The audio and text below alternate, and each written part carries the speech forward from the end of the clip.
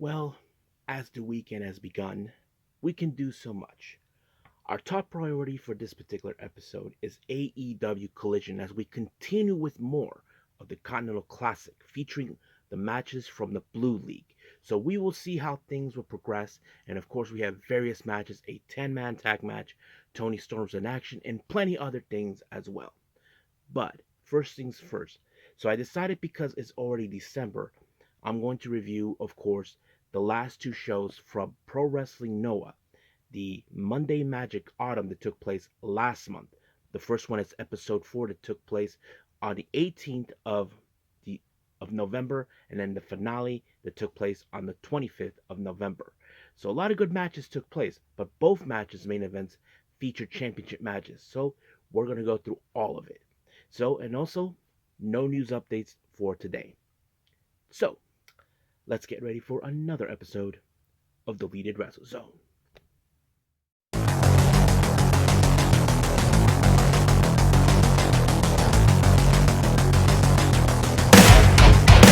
Are you ready? Get up, get up! Get up, get up! Get up, get up! Get up, get up! Get up, get up! Get up, get up! Hey everyone, welcome to the Deleted Wrestle Zone, all things that is pro wrestling with AEW, NXT, New Japan Pro Wrestling, TNA, the National Wrestling Alliance, various promotions, wrestlers, matches, and championships. I am your host, J-Rod here. So if you are new to the channel, welcome. This is a channel where we do a lot of pro wrestling reviews from various promotions, not only here in the United States, but also in Japan, Mexico, Canada, Europe, the UK, anywhere in the world pro wrestling is not as big, but it continues to grow. We also, of course, do discussion videos, talk about various topics such as the wrestlers themselves, the promotions, factions, storylines, whatever we want to talk about. We also, of course, do more news updates. If certain information was unable to be on this episode, we can either put it on the next episode or on a separate video by itself. We also, of course, do real-timing news updates to keep you guys on alert if something has happened in the world of pro wrestling that needs to be addressed ASAP. We also, of course, got the Unagi Sayaka Watch and various other cool wrestling content as well. So if you like what you see, please subscribe to us. So click on that subscribe button. You'll be getting a lot of daily reviews and other cool wrestling content as well. But if you like this episode, please give us a like on the like button or a nice comment in the description down below. Now, all introductions have been said. It's time to, of course, move forward. So let's start with our very first review, and this is from Pro Wrestling Noah's episode 4 of Monday Magic Autumn.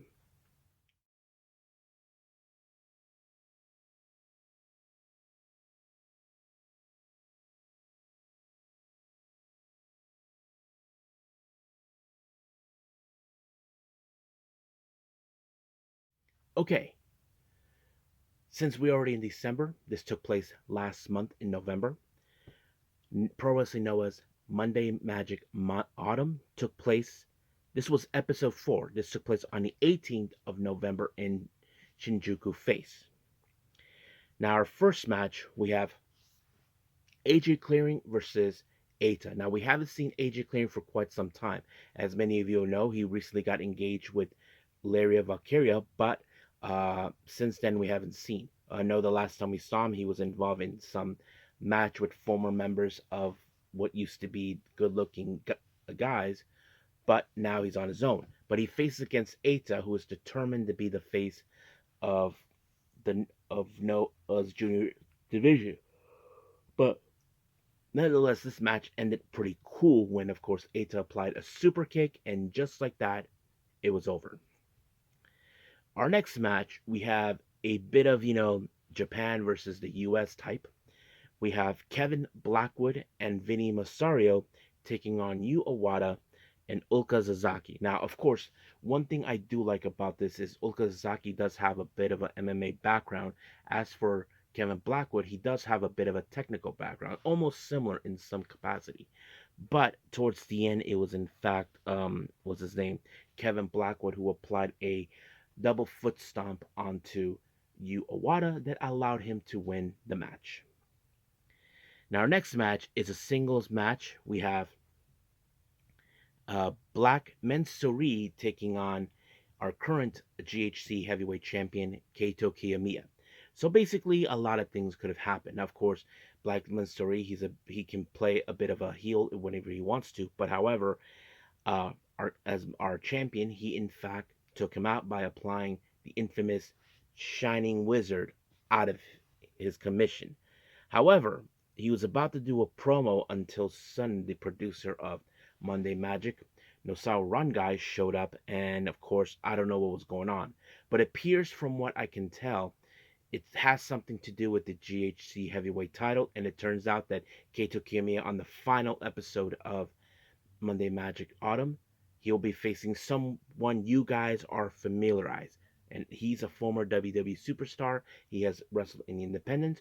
We're talking about Brian Kendrick. So that is something you guys will be looking forward to.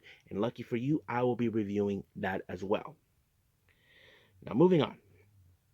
Our next match, we have our only Yoshi Wrestling match taking place.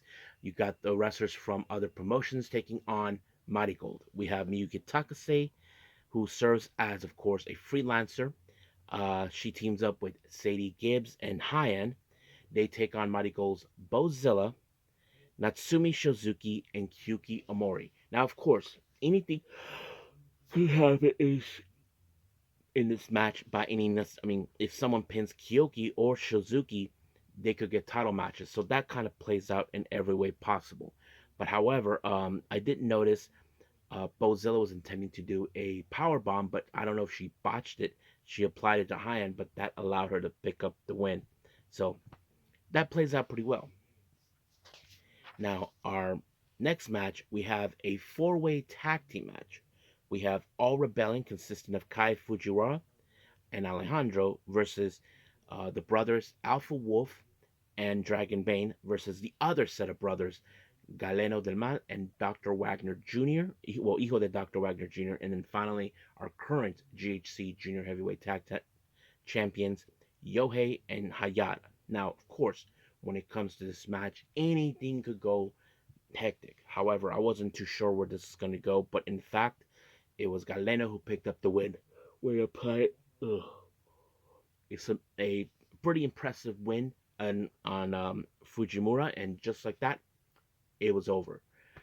So now for our main event is the GHC Hardcore title. So basically anything can go. You can bring all the plunder you want.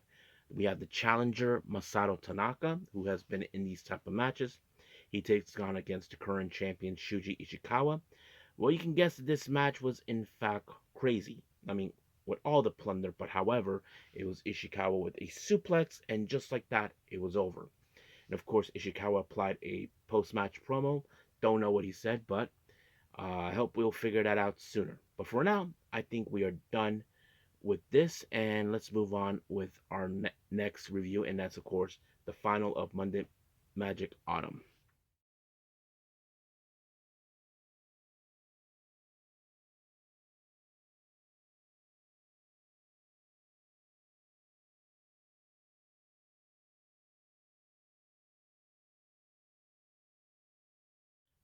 Okay, the final of Monday Magic Autumn. This one took place on the 25th of November. So let's get started. Now, our first match, we have a bit of a tag team match. We have Team Noah, consisting of Asushi Koroge and Go Shiozaki. They take on Junta Miyawaki and Ulsa Sasaki. I mean, this match was unbelievably good. I mean, this one, you couldn't tell how this match was going to end. But unfortunately, this match ended after a 15-minute time limit draw. So I know because here in Japan, they don't treat it like a big deal. It's more like you did your best. But here, we want a winner.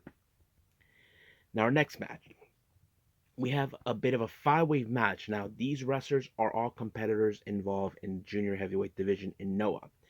We have Alejandro, Amakusa, Eita, Haita, and of course, our current GHC champion, GHC junior heavyweight champion, Daga.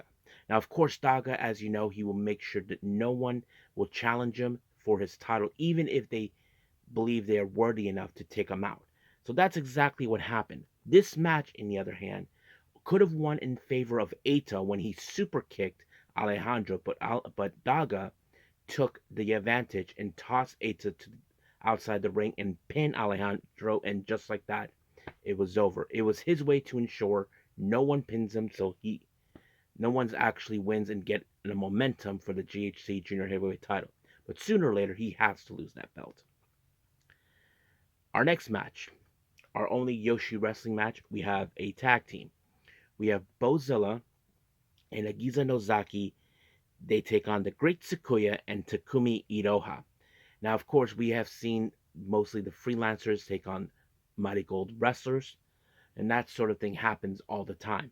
However, this match went chaotic. I mean, fights were going outside the ring, going through chairs, through boards, whatever they can find.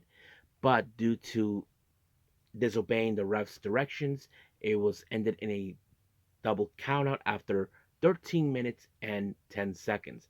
So basically, if they had another 2 minutes, possibly would have ended up in another time limit draw. However, things were becoming chaotic until, of course, there was a moment where what's her name, Great Sakuya was about to miss Nozaki, but instead she ducked, tried to save Takumi, but the Great Sakuya missed her instead. I mean, we know that Nozaki and, of course, Great Sakuya have teamed up in the past, so don't know what that's all about, but we'll see. But however, Bozilla did a promo. I don't know exactly what she said, but she likes Great Sakuya's style for some reason. I mean, she is the daughter of the Great Mudo, of the Great Muda, so basically it would make sense. But we'll get to that at some point.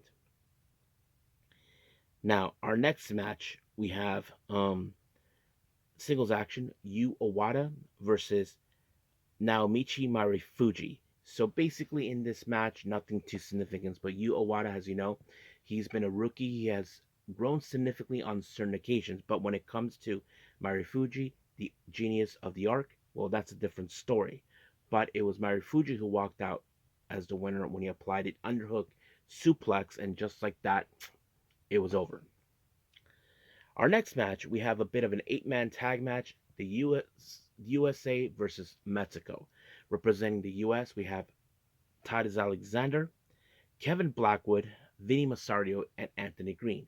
They take on Mexico's very best, the two set of brothers, Alpha Wolf and his brother Dragon Bane. They team up with, of course, members of the Wagner family, Galeno del Mal, and his older big brother, Hijo de Dr. Wagner Jr. So this was a chaotic. Now you probably ask yourselves, who is in fact the fan favorite? It seems like much of the fans were preferring Mexican wrestlers. I mean, I would too if I was in their position. But this ended with, of course, uh, Wagner applying a moonsault onto Vinny Masario, and just like that, it was over. Now, our main event, the GHC um, heavyweight title. Brian Kendrick has been nominated as the challenger. Uh, he takes on the current champion, the Supernova, Keito Kiyomiya. So basically, this was a very hard hitting match. Of course, Kiyomiya refuses to give up, so that Kendrick. But however, none of the Shining Wizard was no effect against Brian Kendrick. So Keito Kiyomiya tried a different approach, so he used the Last Supper, a move that Darby Allin has used in the past, and that became very effective. So that's how things end. I think that's pretty much it right now for Noah. So let's move on with our last and final review, and of course, ending it with AEW Collision.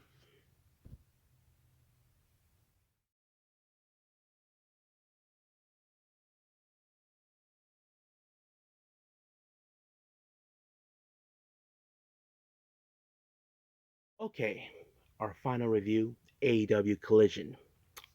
Now, as you know, what we saw on Dynamite, we did see bit of a backstage, um, not confrontation or however you want to call it, between Will Ospreay and Darby Allin. Now, as you know, they will be facing each other in the Continental Classic this coming Wednesday. However, Of course, they have their own point of views. Darby Allin, as you know, they cannot allow for the Continental Classic to be, how do I say, disrespected for what it stood for. And that's the one of the things that Darby wants Will Ospreay to understand. But however, of course, everybody has their own ways of thinking, but we will see. But however, Will Ospreay's mind is like he has to continue winning because he's trying to come back after two failed, of course, pay-per-view events that he was involved. So we will see where that leads us. Now, our first match, we have the International Women's Cup qualifier. We have Willow Nightingale versus Jamie Hayter. This match was pretty good. I thought it was a very good opening match. I mean, both women's wanted these things. I mean, Willow, we have seen her win the Owen Hart Foundation, the CML Women's World Title, all of that, except for the AEW Women's Title. But she was able to apply the Doctor Bomb on Jamie Hayter, and just like that, it was over. But as soon as everything was over during the post match, Willow, Willow kind of embraced Jamie, knowing that this was a tough battle. However, the lights went off. We just witnessed the return of Julia Hart. So it's still unclear what is her motive towards her. And of course, we know Jamie Hayter what she wants. She wants to aim for the top, but somehow Julia Hart is in the middle of this. We don't know why. But hopefully we will get the answer to that.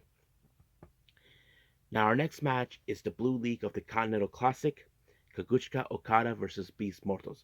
This was a very hard-hitting match. I mean, Beast Mortos, he hits hard, but Okada, we all know what he is capable in the ring.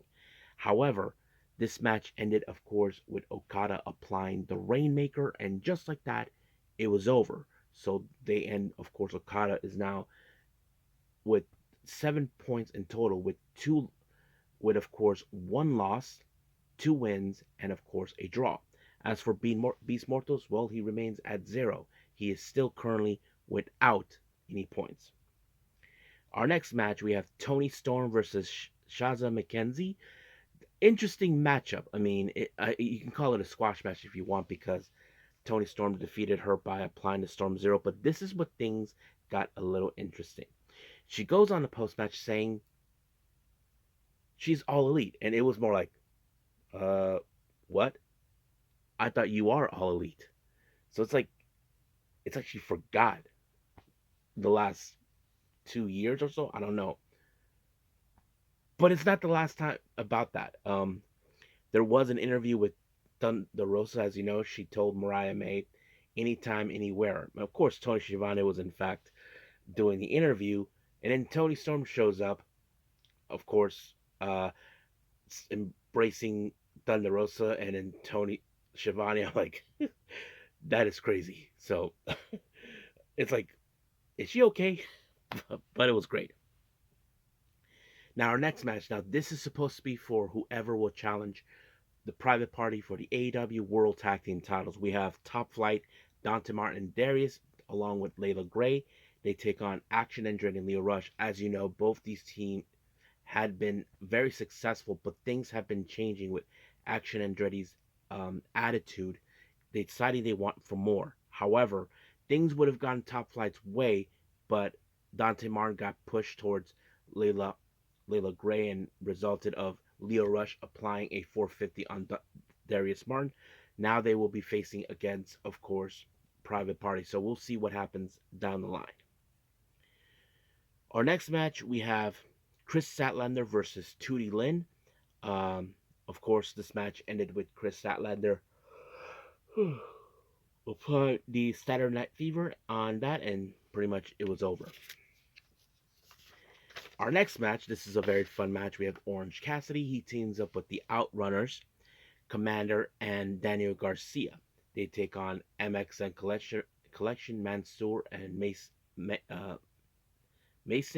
and they team up with the Premier Dorks, or should I say the Premier Athletes, Tony Nese, Arya Davari, and Josh Woods, and of course that idiot Smart Mark Sterling was there.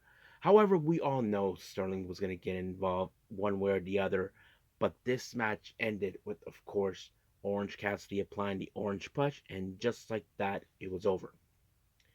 Now, Don Callis does a video promo before the main event. As you know, he is happy about Kyle Fletcher that he thinks he will walk out as the winner. But however, his sights is now on revenge on Powerhouse Hobbs because, as you know, Hobbs is still pissed off that no one checked up on him when he was injured from, of course, from the Don Callis family. So it's understandable. But however, we'll see what happens. But let's go on to the Continental Classic Blue League. We have Mark Briscoe and Kyle Fletcher. Now, of course, we all know what happened to Mark Briscoe last year. He did not had a good start, but he kept going and going. Kyle Fletcher, as you know, he was in the lead. So this match could have solidified his spot already in the finals. I mean, we know how tough Mark Briscoe is, but Don Callis thinks that Kyle Fletcher is far more better than he is now. But unfortunately, it did not go according to plan because it ended with Mark Briscoe applying um, the J Driller, and this became Kyle Fletcher's first loss. And of course, this was an upset. Not to mention, we did see Mark Briscoe um, celebrating with Willow and Orange Cassidy, his conglomeration buddies, and it was a lot of fun. So I think it was interesting.